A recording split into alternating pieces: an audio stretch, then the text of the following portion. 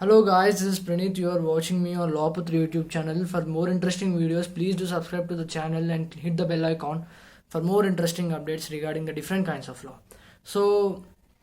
Today I'm going to talk about the basic introduction regarding the banking law. This is a general introductory class regarding the banking law. So basically, the banking law is a kind of law where we can know about many aspects. So basically, banking law is a vast area to discover. There are many things to know and to understand in the banking law. So I'm going to give the introduction of the main ingredients in the banking law today in this class. So before going into the banking law, let us talk about the money, because money is the basic for everything. So generally, the definition of the money is it's an item. Money is an item which is accepted as a mode of payment for the goods sold or services rendered. So दोस्तों ये हो गया money का definition. So before there is no concept of money. So in olden days the people used to exchange the goods for each other benefits.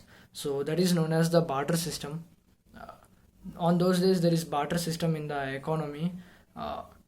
So the people used to move their lives forward using the barter system. तो दोस्तों बाद में barter system के बाद the concept of money has evolved gradually.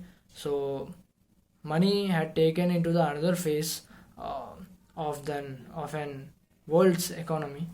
सो दोस्तों ये हुआ money का इंट्रोडक्शन. तो हम बात करते हैं बैंक के बारे में.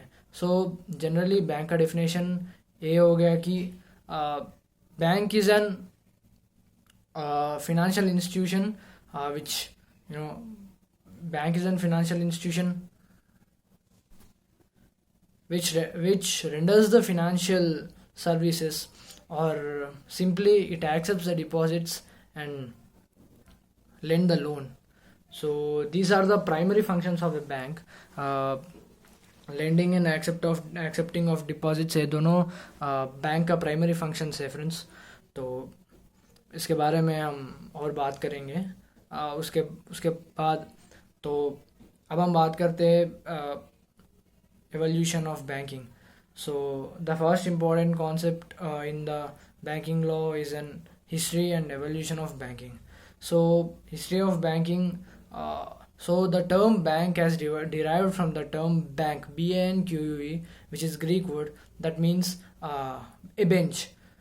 Before, Jews used to sit on this bench and used to transact the money and provide the different banking services to the people. So that's the reason the bank term has been given to this particular institution, basing on this particular term. So तो friends इसके बाद क्या होगा कि जब जीव्स ने ये banking process को शुरू किए, तो बाद में different kinds of banks has started evolving. In 1157 in Venice, the first bank has started. The first bank had taken first bank function has taken place. So later on, the banking function has been started in the Barcelona later on. So on those days, so the banking, as I told, it's a vast area to discover. So now I will be telling precisely what are the important concepts in the banking law. तो friends अब मैं आपको ये बताऊंगा कि banking में क्या important topics हैं. पहला वाला बैंकिंग, हिस्ट्री ऑफ बैंकिंग हो गया. तो बाद में history of banking in England. तो बाद में history of banking in India. तो so later we will move to the nationalisation of banks. So this is the next important concept under the banking. The nationalization of bank has taken the Indian banking system into another phase to tell actually.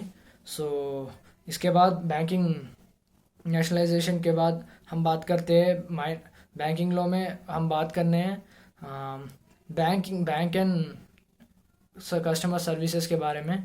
वो एक important topic है इसके बारे में। तो हम बात करते हैं बैंकिंग के बारे में, बैंकिंग स्ट्रक्चर्स के बारे में, कि बैंक कितना टाइप्स होते हैं और क्या बोलते हैं, क्या क्या फंक्शंस होते हैं, अलग अलग फंक्शंस क्या होते हैं बैंक क्या, जैसे प्राइमरी फंक्शंस हो गया, सेकेंडरी फंक्शंस और मॉडर्न फंक्शंस क्या होते हैं वो आते हैं उसके बाद। तो बाद में बैंक एंड कस्टमर रिलेशनशिप मैंने कहा था अभी। तो उसके बाद आएगा कि negotiable instrument act. Negotiable instrument act important aspect है बैंकिंग लॉ के अंदर। मैं और एक बात बोलना चाहता हूँ कि जो भी एक्ट्स बैंक से रिलेटेड होते हैं ना, वो सब बैंकिंग लॉ के अंडर ही आते हैं। तो ऐसा देखा गया तो बहुत सारा एक्ट्स है, बैंकिंग रेगुलेशन एक्ट है, आरबीआई एक्ट है, तो ये हो गया, और नेगोशिएबल इंस्ट्रूमेंट्स एक्ट है, बैंकिंग कंपनीज एक्ट है, बैंकिंग ओम्बड्समैन स्कीम है, बहुत सारे जो इम्पोर्टेंट है। मैं आपको आने वाले दिनों में बताऊंगा अलग अलग बैंकिंग लॉ पूरा हम क्लास यूट्यूब बैंकिंग लॉ पूरा उसके बारे में हम डिस्कस करेंगे बाद में।